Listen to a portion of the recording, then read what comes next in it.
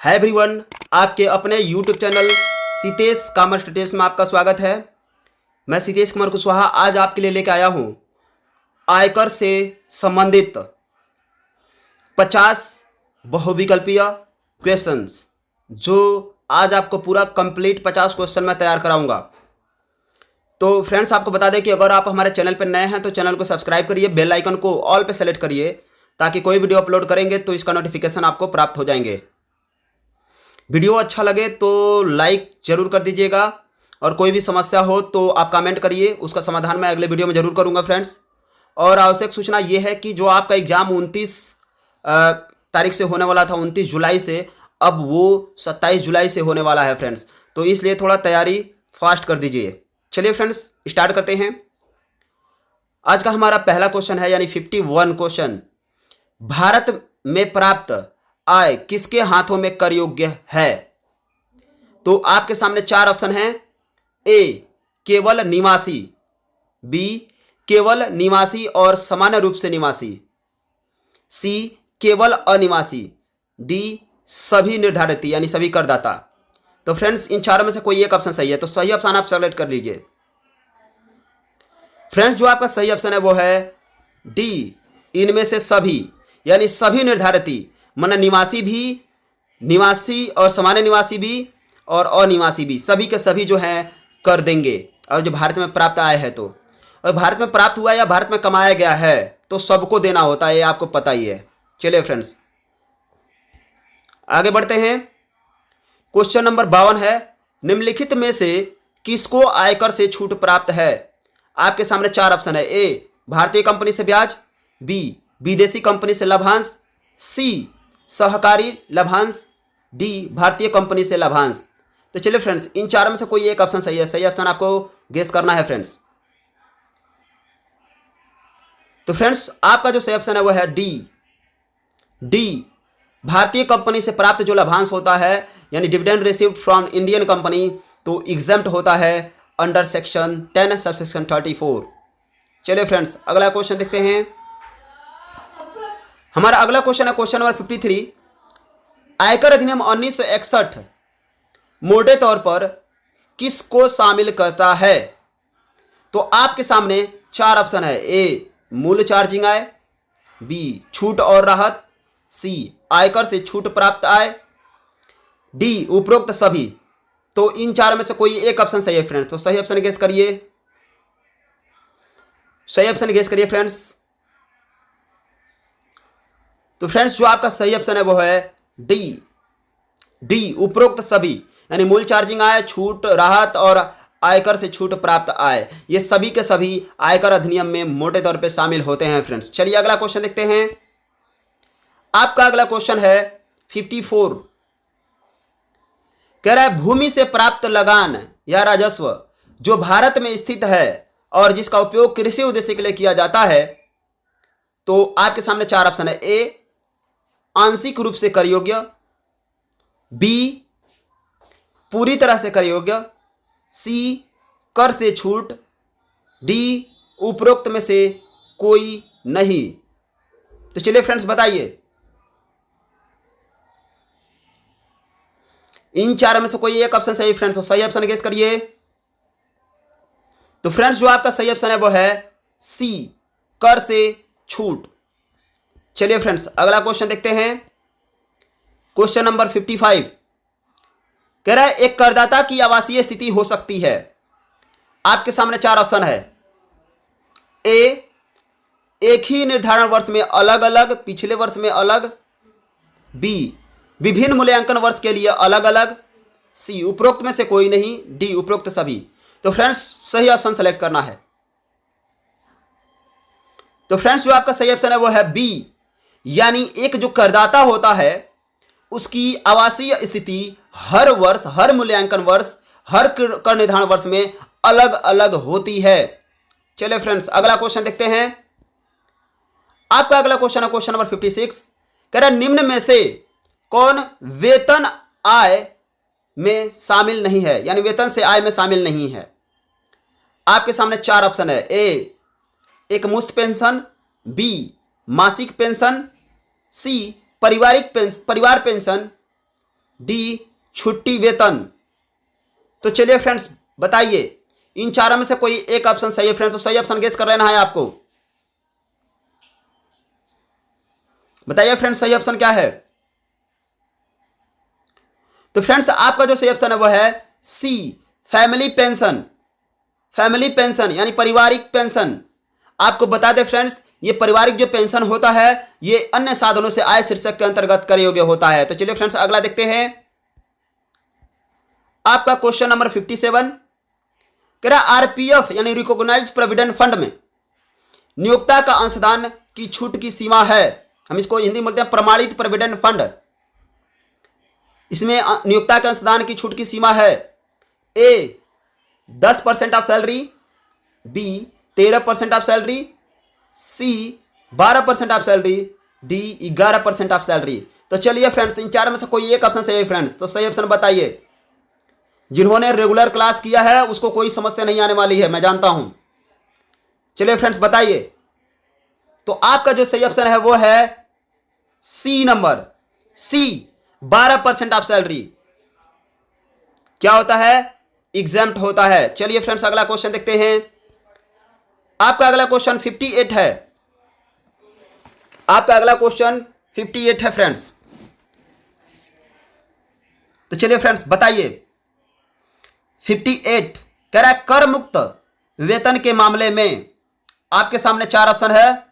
ए नियोक्ता द्वारा कर का भुगतान किया जाना है, बी ऐसे वेतन पर कोई कर दे नहीं है, सी कर्मचारी द्वारा कर का भुगतान किया जाना है, डी सरकार खुद भविष्य की तारीख में कर का भुगतान करती है। तो चलिए फ्रेंड्स बताइए कि अगर कर मुक्त वेतन है तो ये क्या सिचुएशन सही होगा इसमें का। चलिए सही ऑप्शन सेलेक्ट करिए। तो फ्रेंड्स देखिए जो आपका सही ऑप्शन है वो है ए, यानी कर मुक्त वेतन का मतलब यह है कि नियोक्ता द्वारा कर का भुगतान किया जाएगा, यानी हमें जो वेतन मिला है उस पर टैक्स हमें नहीं देना लेकिन नियोक्ता हमारा देगा उस पर। चलिए फ्रेंड्स आगे देखते हैं। क्वेश्चन नंबर 59 है। कह रहा है महंगाई भत्ता किसके हाथों में, महंगाई भत्ता किसके हाथों में कर योग्य है। आपके सामने चार ऑप्शन है। ए सरकारी कर्मचारी, बी गैर सरकारी कर्मचारी, सी सभी कर्मचारी, डी इनमें से कोई नहीं। तो चलिए फ्रेंड्स सही ऑप्शन आपको गेस करना है। महंगाई भत्ता यानी डियरनेस अलावेंस। चलिए फ्रेंड्स बताइए इन चारों में से कौन सा सही है। तो फ्रेंड्स जो आपका सही ऑप्शन है वो है, सभी लोग जानते हैं सभी कर्मचारी, क्योंकि डियरनेस अलाउंस में कोई छूट नहीं होता। डियरनेस अलाउंस सभी कर्मचारी की दशा में पूरी तरह से फुल्ली टैक्सेबल होता है। चलिए फ्रेंड्स देखते हैं अगला क्वेश्चन नंबर आपका 60। एक कर्मचारी को निर्दिष्ट कर्मचारी के रूप में, निर्दिष्ट का मतलब है विशिष्ट, एक कर्मचारी को विशिष्ट कर्मचारी के रूप में समझा जाता है यदि वह कंपनी में निदेशक, आप संचालक भी कर सकते हैं, निदेशक है या कंपनी में सर्वान हित है या उसका कर योग्य वेतन प्रति वर्ष से अधिक है। कितना। तो देखिए फ्रेंड्स आपके सामने चार ऑप्शन है। ए 5 लाख, बी 2 लाख, सी 1 लाख, डी 50,000। तो चलिए फ्रेंड्स बताइए इन चारों में से कौन सा सही है। बताइए इन चारों में से कौन सा सही है। तो फ्रेंड्स आपको बता दे इन चारों में से जो सही है वो है डी 50,000। 50,000 प्रति वर्ष वेतन है तो उसे निर्दिष्ट कर्मचारी के रूप में समझा जाएगा। आपको बता दे देखिए ये जरूरी नहीं है कि वो निदेशक भी हो, सर्वानहित भी हो और वेतन भी हो, इसमें से कोई एक भी हुआ। मान लीजिए निदेशक है तभी भी विशिष्ट कर्मचारी माना जाएगा, ठीक है, सर्वानहित है तभी भी माना जाएगा, या अगर जो उसकी प्रति वर्ष वेतन 50,000 से अधिक है तभी भी माना जाएगा। ठीक है फ्रेंड्स, इसलिए मैंने या करके लिखा है, ठीक है। और आपको बता दें सर्वान हित का मतलब यह है कि उस कर्मचारी का, या देखिए उस कर्मचारी का या उसके परिवार के, जो ये उसके रिलेटिव का कह सकते हैं, मिला के 20% से अधिक शेयर उस कंपनी में हो जिसमें वह कर्मचारी है। ठीक है फ्रेंड्स, चलिए आगे देखते हैं। आपका अगला क्वेश्चन है 61। एक पर्क है, अ पर्क इज, कह रहा ए नियोक्ता द्वारा कर्मचारी को नकद भुगतान, बी नियोक्ता द्वारा कर्मचारी को प्रदान की जाने वाली सुविधा, सी कर्मचारियों को जमा की गई राशि, डी इनमें से कोई भी खाता नहीं। तो चलो फ्रेंड्स, इन चारों में से कोई एक ऑप्शन सही है फ्रेंड्स, तो सही ऑप्शन आपको बता देना है। चलिए बताइए इन चारों में से कौन सा ऑप्शन सही है। तो फ्रेंड्स जो आपका सही ऑप्शन है वो है बी, नियोक्ता द्वारा कर्मचारी को प्रदान की जाने वाली सुविधा को पर्क कहते हैं। चलिए फ्रेंड्स अगला देखते हैं। 62 नंबर क्वेश्चन है, प्रमाणित भविष्य निधि यानी आरपीएफ के शेष पर ब्याज में छूट की सीमा है। तो ये तो सबको पता है फ्रेंड्स, चलिए फिर भी बता दीजिए। तो फ्रेंड्स आपके पास चार ऑप्शन है, ए 9.75%, बी 9.5%, सी 10%, डी 12%। चलिए फ्रेंड्स सही ऑप्शन सेलेक्ट करिए। फ्रेंड्स सही ऑप्शन सेलेक्ट करिए। तो फ्रेंड्स जो आपका सही ऑप्शन है वो है बी, बी ऑप्शन सही है। 9.5% होता है प्रमाणित भविष्य निधि पर ब्याज में जो छूट होती है। चलिए फ्रेंड्स अगला क्वेश्चन देखते हैं। क्वेश्चन नंबर 63, आयकर अधिनियम 1961 के अंतर्गत कर्मचारियों के लिए अनुलाभ की धारा अंतर्गत आता है। तो अनुलाभ जो किस धारा के अंतर्गत आता है ये बताना है आपको। तो चलिए फ्रेंड्स देखते हैं। ए धारा 2 ए, धारा 17 उपधारा 2, धारा 28 ए, धारा 36 सी। तो चलो फ्रेंड्स इन चारों में से कोई एक ऑप्शन सही है। सही ऑप्शन आपको गेस कर लेना है। ये तो ऐसे स्पष्ट दिख रहा है फ्रेंड्स, चलिए बताइए। चलिए आपका जो सही ऑप्शन है वो है बी, धारा 17 उपधारा 2। चलिए फ्रेंड्स आगे देखते हैं। अगला क्वेश्चन है आपका, गैर सरकारी आवास के मामले में नियोक्ता के स्वामित्व वाले मकान का किराया मुक्त आवास का मूल्य यानी रेंट फ्री अकोमोडेशन, जहां जनसंख्या कितनी है 25 लाख से अधिक जनसंख्या है। तो चलिए फ्रेंड्स बता दीजिए इन चारों में से कौन सा ऑप्शन सही है फ्रेंड्स, तो आपको बताना है सही ऑप्शन। तो ये भी सबको पता है, रेंट फ्री अकोमोडेशन तो इतना मैंने पढ़ा दिया है कि सबके खून में मिल गया है। चलिए बताइए। तो फ्रेंड्स ये बी है आपका ऑप्शन बी, कर्मचारियों के वेतन का 15% परक्यूजिट माना जाता है, अनुलाभ माना जाता है रेंट फ्री अकोमोडेशन के केस में। चलिए फ्रेंड्स देखते हैं।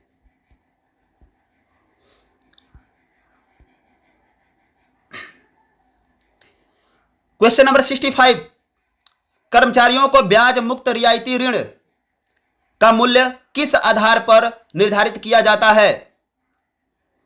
इस उद्देश्य के लिए किसके उधार दरों का, तो मतलब किसके उधार दरों का प्रयोग करके ब्याज मुक्त रियायती ऋण का मूल्य का निर्धारण किया जाता है फ्रेंड्स। तो चलिए बताइए। अगर कर्मचारियों को अगर नियोक्ता से ब्याज मुक्त रियायती ऋण मिलता है तो उसके ब्याज का जो निर्धारण है उसमें जो क्या बोलते हैं कर योग्य राशि का जो निर्धारण है किस आधार पर किया जाता है। तो चलिए फ्रेंड्स आपके सामने चार ऑप्शन है। चलिए ए एसबीआई, बी आरबीआई, सी केंद्र सरकार, डी राज्य सरकार। चलिए बताना है आपको इन चारों में से कोई एक ऑप्शन सही है। तो आपका जो सही ऑप्शन है फ्रेंड्स वो है A SBI, State Bank of India. इसी के आधार पर आपको पता होना चाहिए कि अगर मान लीजिए नियोक्ता जो है 4% ऋण पर ब्याज देता है, ब्याज पर ऋण देता है कर्मचारी को, तो 6% यानी हम जो एसबीआई रेट लेते हैं वो 10% लेते हैं। तो जितना कर्मचारी भुगतान कर रहा है नियोक्ता को वो घटा लेते हैं, बाकी जो होता है वो परक्यूजिट हो जाता है। ठीक है फ्रेंड्स, जैसे मान लीजिए कि 4 रुपया अगर जो नियोक्ता लेता है कर्मचारी से तो 6 रुपया क्या हो जाएगा, 10 में से 4 घटा लेंगे 6 हो जाएगा परक्यूजिट। ठीक है, और वही अगर 6% लेता है तो 4% परक्यूजिट हो जाएगा। तो चलिए फ्रेंड्स आगे बढ़ते हैं। आपको अच्छे से समझा रखा है मैंने, ज़्यादा समझाने की जरूरत नहीं है। चलिए 66 नंबर क्वेश्चन है, एक सरकारी कर्मचारी के मामले में किराया मुक्त आवास का मूल्य कर योग्य होगा। आपके सामने चार ऑप्शन है। ए, कर्मचारियों के वेतन का 15%, बी, कर्मचारियों के वेतन का 7.5%, सी, सरकार द्वारा निर्धारित लाइसेंस शुल्क, licence fee determined by government. ठीक है, डी है कर्मचारियों के वेतन का 10%। तो चलिए फ्रेंड्स, इन चार में से कोई एक ऑप्शन सही है फ्रेंड्स। तो सही ऑप्शन आपको बता देना है, ये भी तो सबको पता है। चलिए बताइए। तो फ्रेंड्स, जो आपका सही ऑप्शन है वो है सी, सरकार द्वारा निर्धारित लाइसेंस शुल्क। यही जो होता है एक सरकारी कर्मचारी के मामले में किराया मुक्त आवास का मूल्य कर योग्य होगा। चलिए फ्रेंड्स, आगे देखते हैं। अगला क्वेश्चन है आपका 67, कह रहा है पिछले वर्ष की आय पर किस वर्ष में कर प्रभार लगेगा। तो आपके सामने चार ऑप्शन है फ्रेंड्स। तो चलिए, चारों में से कोई एक ऑप्शन सही है, बता देना है आपको। ए, तुरंत बाद के निर्धारण वर्ष, बी, वही पिछले वर्ष, सी, शैक्षणिक वर्ष से ठीक पहले, डी, उपरोक्त में से कोई नहीं। तो इन चारों में से कोई एक ऑप्शन सही है फ्रेंड। तो सही ऑप्शन बता देना है आपको। ये तो मैंने गत वर्ष की परिभाषा में आपको बताया था। चलिए फ्रेंड्स बताइए, इन चारों में से कोई एक ऑप्शन सही है फ्रेंड्स। तो फ्रेंड्स, जो आपका सही ऑप्शन है वो है ए, पिछले वर्ष की आय पर गत वर्ष के तुरंत बाद के निर्धारण वर्ष में कर लगता है। यानी गत वर्ष के जस्ट बाद वाले वर्ष में क्या किया जाता है, कर लगता है। चलिए फ्रेंड्स, आय पर यानी जो हम गत वर्ष में आय कमाते हैं उसको कर निर्धारण वर्ष में जस्ट उसके बाद ही आता है, कर निर्धारण वर्ष में हम कर चुकाते हैं फ्रेंड्स। चलिए आगे बढ़ते हैं। तो फ्रेंड्स, आपका अगला क्वेश्चन है 68, भारत सरकार द्वारा भारत से बाहर किसी अनिवासी को भुगतान किए गए ऋण पर ब्याज भारत में होगा। तो आपके सामने चार ऑप्शन है। ए, कर योग्य नहीं, बी, आंशिक रूप से कर योग्य, सी, कर योग्य, डी, इनमें से कोई नहीं। तो चलिए फ्रेंड्स, इन चारों में से कोई एक ऑप्शन सही है, बताइए। चलिए बताइए फ्रेंड्स।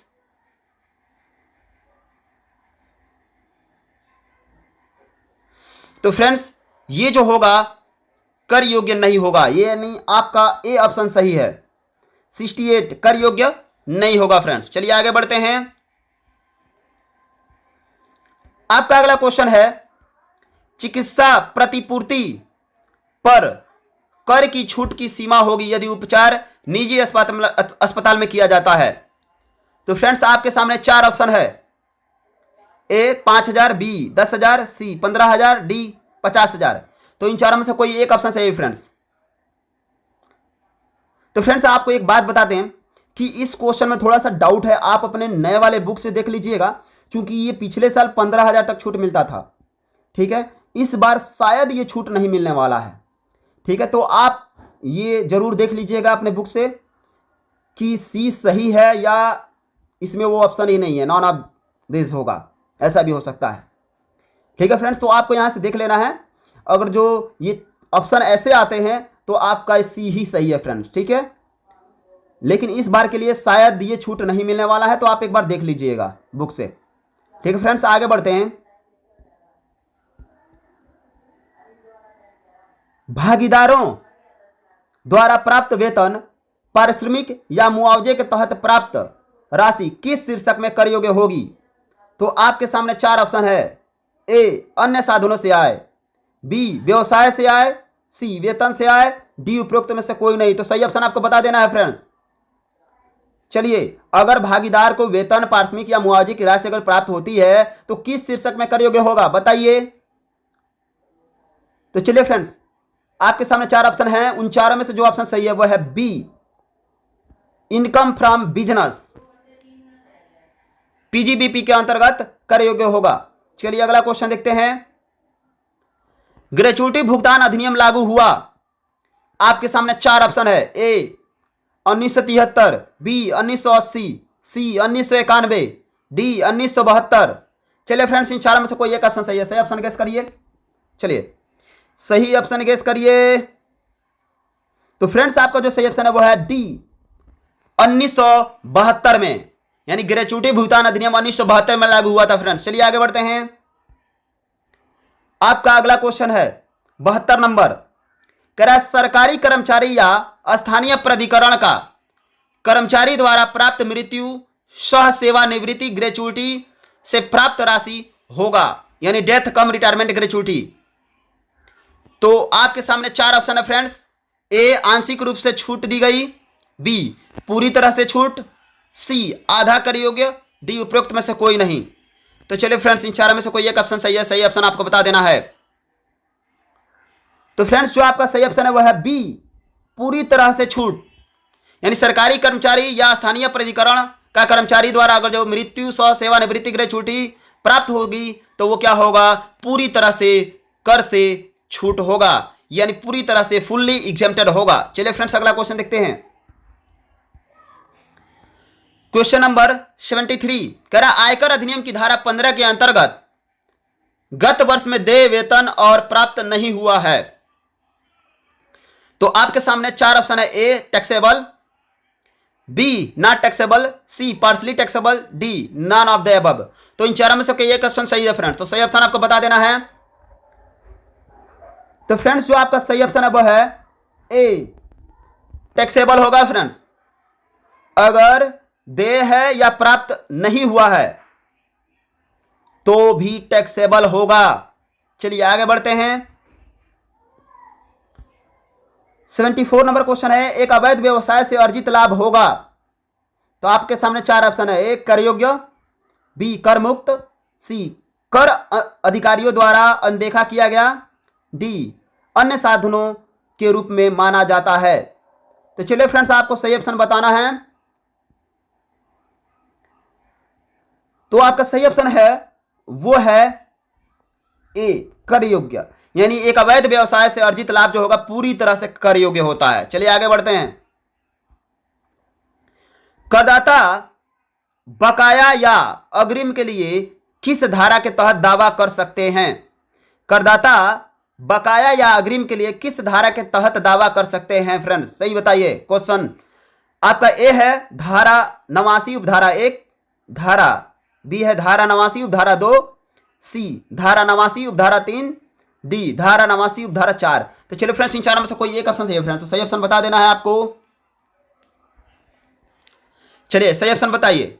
तो फ्रेंड्स जो आपका सही ऑप्शन है वो है ए 89 धारा 89 उपधारा 1। चलिए फ्रेंड्स अगला क्वेश्चन देखते हैं।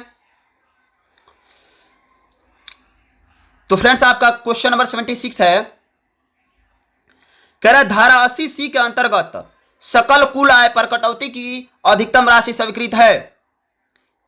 ए 50,000, बी 80,000, सी 1,50,000, डी 2 लाख। तो चलिए फ्रेंड्स इन चारों में से कोई एक क्वेश्चन सही है।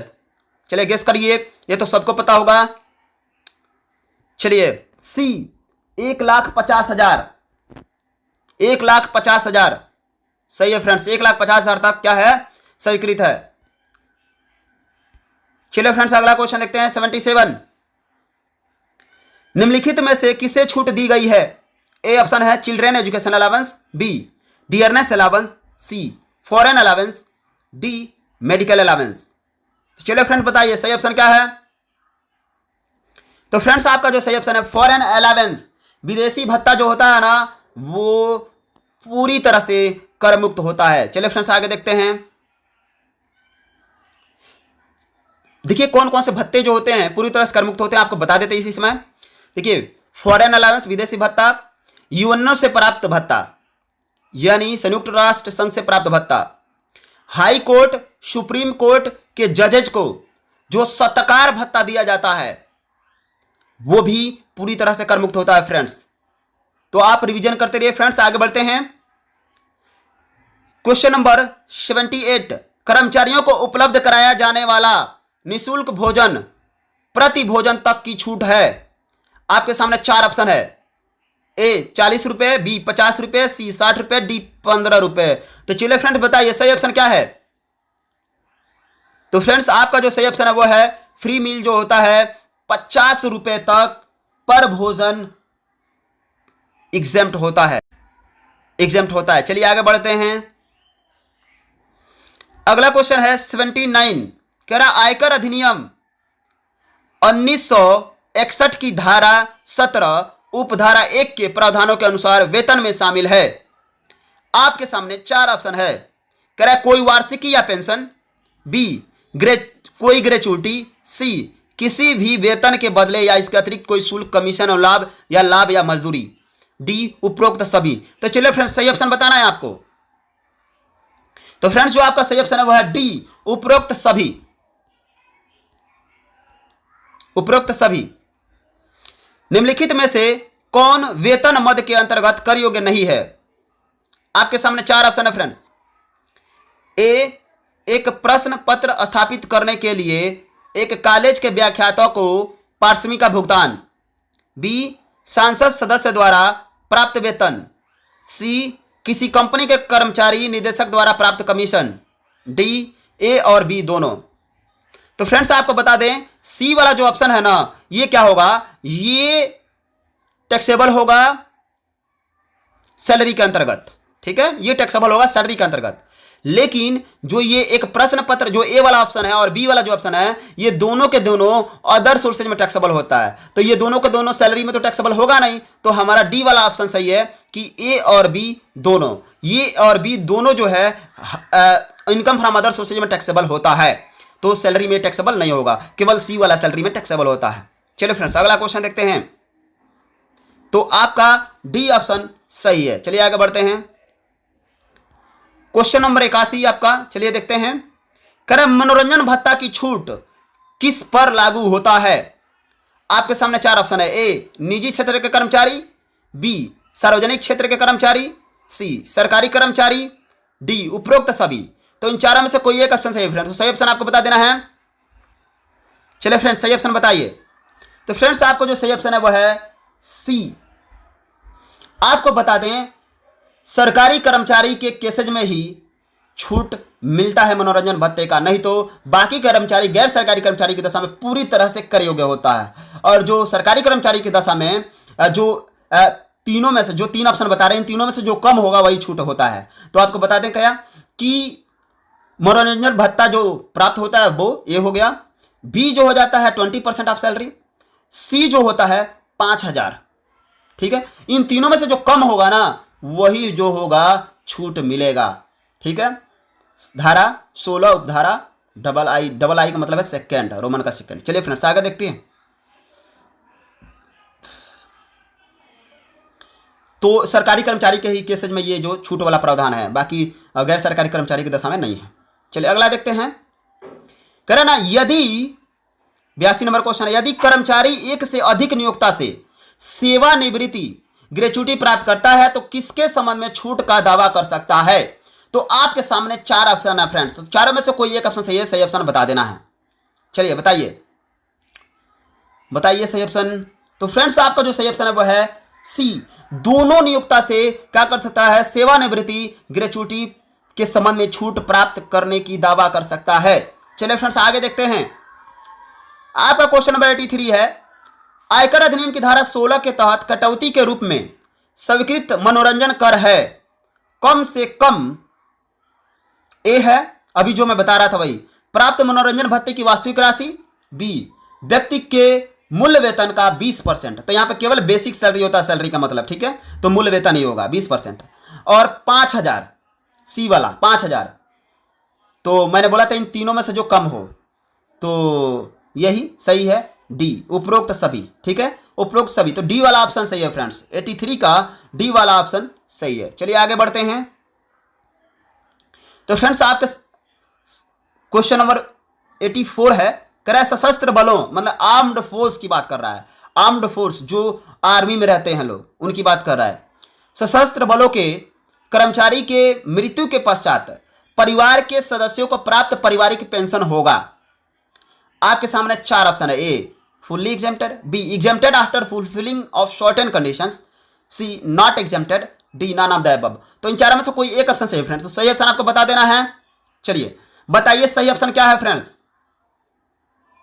तो फ्रेंड्स जो आपका सही ऑप्शन है वो है बी, एग्जेम्प्ट होगा लेकिन कुछ कंडीशन हैं, वो कंडीशन फॉलो, कुछ शर्तें हैं, उस शर्तों को फॉलो करने के पश्चात, फुलफिल करने के पश्चात ही एग्जेम्प्ट होगा। चलिए फ्रेंड्स आगे देखते हैं। 85 नंबर क्वेश्चन है, कह रहा है भारत के बाहर अर्जित और भारत के बाहर प्राप्त आयकर योग्य है। तो फ्रेंड्स देखिए, भारत के बाहर अर्जित हुआ है और भारत के बाहर प्राप्त हुआ है, तो ये तो देखते हैं क्या कहा है। कह रहा है कि ए केवल निवासी और साधारण निवासी के दशा में जो होगा कर योग्य होगा। बी कह रहा है केवल निवासी लेकिन सामान्य निवासी नहीं। सी कह रहा है केवल निवासी। डी कह रहा है आरओआर, आरएनओआर और अनिवासी। तो 4 ऑप्शन है आपके पास और चारों में से कोई एक ऑप्शन ही सही है फ्रेंड्स। तो सही ऑप्शन बताइए कौन सा सही ऑप्शन है फ्रेंड्स। तो फ्रेंड्स देखिए, जो आपका सही ऑप्शन है वो है ए।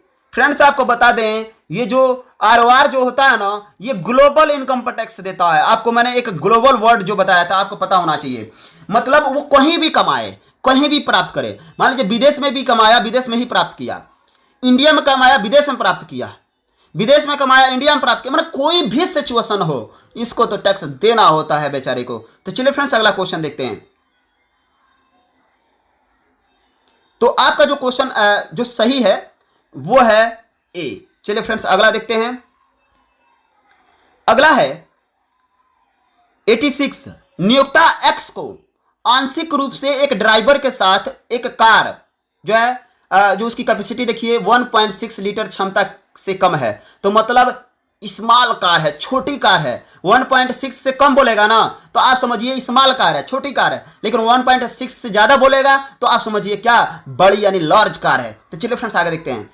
प्रदान करता है आधिकारिक और आंशिक रूप से व्यक्तिगत उद्देश्य के लिए। तो मतलब वो कार जो है ना नियोक्ता ने प्रदान किया है और साथ में एक ड्राइवर भी दिया है और कार छोटी है और आंशिक रूप से और व्यक्तिगत रूप से प्रयोग हो रहा है। आधिकारिक मतलब ऑफिस के लिए भी और आंशिक रूप से व्यक्तिगत भी यूज हो रहा है। तो ऑफिस के लिए भी यूज हो रहा है और व्यक्तिगत भी यूज हो रहा है, तो बोथ पर्पज के लिए यूज हो रहा है।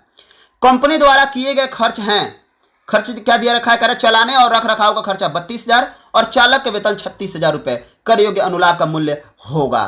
तो चलिए फ्रेंड्स, आपको पता है जब ऐसा हो कि कार्य नियोक्ता का और ड्राइवर भी नियोक्ता ने प्रदान कर रखा है, कार नियोक्ता का, खर्चा भी नियोक्ता का, तो ध्यान दीजिए इस सिचुएशन में 1800 रुपए पर मंथ परक्यूजिट माना जाएगा और 900 रुपए ड्राइवर का पर मंथ परक्यूजिट माना जाएगा।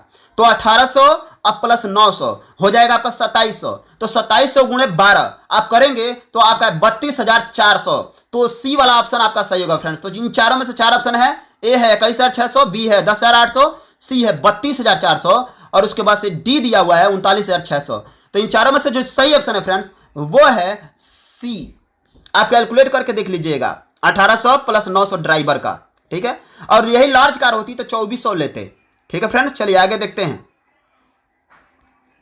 तो फ्रेंड्स आपके सामने क्वेश्चन नंबर 87 है, कह रहा है यदि कोई नियोक्ता कर्मचारी से सेकेंड हैंड मोटर कार हस्तांतरित करता है तो अनुलाभ का मूल्य होगा आपके सामने A actual cost less depreciation 30% for every completed year under SLM method, B actual cost less depreciation at the rate 20% for every completed year under WDB method, C actual cost less depreciation 30% for every completed year under WDB method, D actual cost less depreciation 20% for every completed year under SLM method.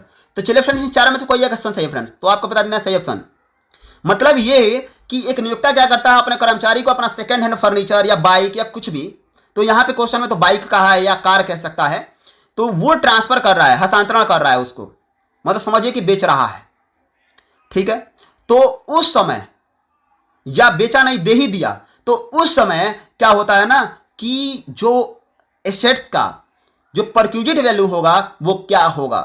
तो आपका option ये है B option सही है friends. क्या करना है ना, डब्ल्यूडीबी के हिसाब से 20% डिप्रिसिएशन काटा जाएगा और उसके बाद से देखा जाएगा कि उस एसेट्स को ट्रांसफर के बदले में कुछ राशि तो नहीं लिया है, और वो राशि और जो ये डिप्रिसिएशन घटाने के बाद से जो राशि आएगा उसमें जो डिफरेंस होगा वो डिफरेंस वाला जो होगा वही परक्यूजिट माना जाएगा।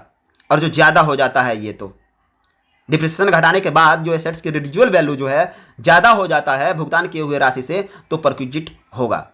तो जब भी हम ये डिप्रिसिएशन कैलकुलेट करते हैं तो आपको पता होना चाहिए पूरे कंप्लीटेड ईयर का कंप्यूट करते हैं फ्रेंड्स, पूरे कंप्लीट ईयर का। ठीक है, चलिए हमने बताया था पढ़ाते वक्त आपको।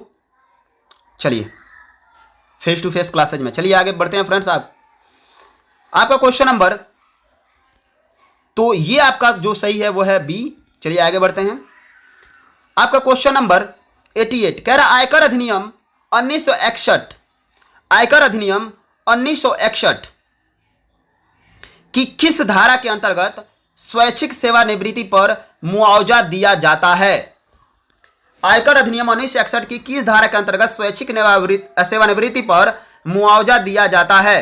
तो आपके सामने 4 ऑप्शन है फ्रेंड्स, आपको बताना है। ए कह रहे section 10 subsection D, 10 D, section 10 subsection 10 सी, सेक्शन 10 सबसेक्शन 10 ई, सेक्शन 11 सबसेक्शन 10 डी। तो इन चारों में से कोई एक ऑप्शन सही फ्रेंड्स, तो सही ऑप्शन आपको बता देना है। चलिए बताइए। तो फ्रेंड्स आपका जो सही ऑप्शन है वह है बी, सेक्शन 10 सबसेक्शन 10 सी। चलिए आगे बढ़ते हैं फ्रेंड्स। क्वेश्चन नंबर 89 कह रहा अर्जित अवकाश का नकदीकरण आयकर अधिनियम 1961 के किस धारा द्वारा दिया जाता है? आपके सामने 4 ऑप्शन है फ्रेंड्स, चारों में से कोई एक ऑप्शन सही है, तो आपको सही ऑप्शन गेस कर लेना है। चलिए बताइए सही ऑप्शन क्या है? तो फ्रेंड्स जो आपका सही ऑप्शन है वह है ए, यानी सेक्शन 10 सबसेक्शन 10 ए में अर्जित अवकाश का नकदीकरण का जो है दिया गया है उसके बारे में। चलिए आगे बढ़ते हैं। आपके पास क्वेश्चन नंबर 90 कह रहा है निम्नलिखित वेतन शीर्ष के तहत आय के रूप में कर योग्य नहीं है। तो कौन सा कर योग्य नहीं है वेतन में? कह रहा है एक पूर्णकालीन निदेशक द्वारा प्राप्त कमीशन, ये तो कर योग्य है ही। चलिए बी एक साथी द्वारा प्राप्त पारिश्रमिक, ये नहीं है, ये बिजनेस वाले में टैक्सेबल होता है। सी एक कर्मचारी द्वारा प्राप्त भत्ते, तो ये तो सैलरी में टैक्सेबल होगा ही। डी एक सरकारी कर्मचारी को मुफ्त आवास दिया जाता है, तो ये भी सैलरी में टैक्सेबल होगा। तो फ्रेंड्स आपका जो सही ऑप्शन है वो है बी, यानी साथी मतलब हम कह सकते हैं पार्टनर द्वारा, यानी भागीदार द्वारा प्राप्त जो है अगर जो पारिश्रमिक है तो वो जो होगा ना पीजीपीपी में टैक्सेबल होगा। चलिए आगे बढ़ते हैं।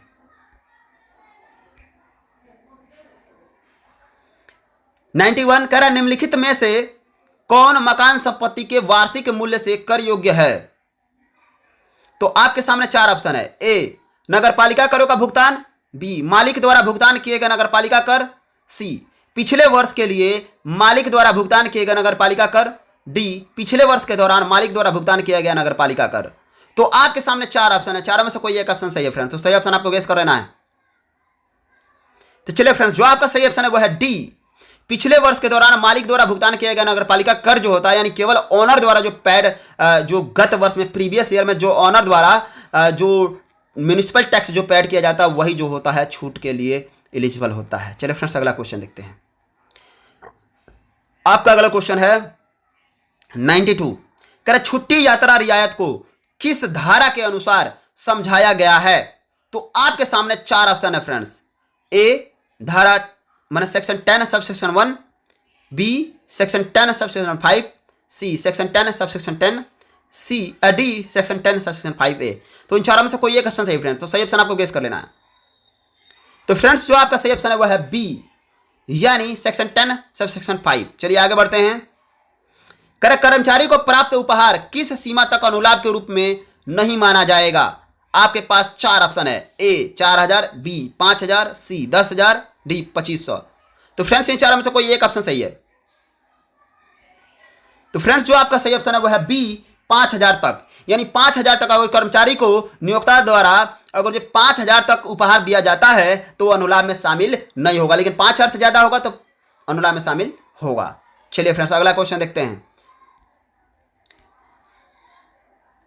94 निम्नलिखित आयकर के छूट प्राप्त हैं। कर्मचारी को यात्रा रियायत, बी उत्तर लिपियों के मूल्यांकन के लिए प्राप्त पारिश्रमिक, सी सेवा रहते हुए अवकाश वेतन का नकदीकरण, डी भारत में अनुलाभ। तो चलिए फ्रेंड्स इन चारों में से कोई एक ऑप्शन सही है फ्रेंड्स, तो सही ऑप्शन बता देना है। तो फ्रेंड्स भारत में अनुलाभ जो है आयकर से छूट प्राप्त है इसको। चलिए आगे बढ़ते हैं फ्रेंड्स। अगला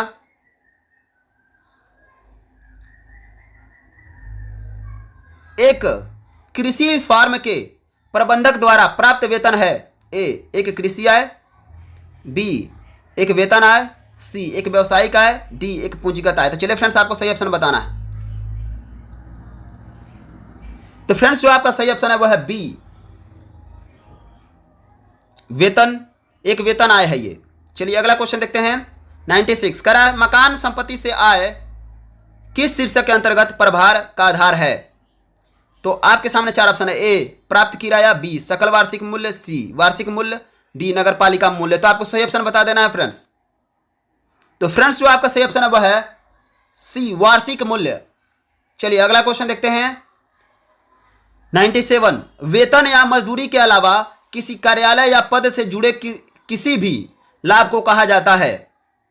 तो आपके सामने चार ऑप्शन है, ए भत्ते, बी अनुलाभ, सी लाभ, डी इनमें से कोई नहीं। तो आपके सामने चार ऑप्शन है फ्रेंड्स, चारों में से कोई ऑप्शन सही है बताइए। तो फ्रेंड्स जो आपका सही ऑप्शन है वह है बी अनुलाभ यानी परक्विजिट कहा जाता है।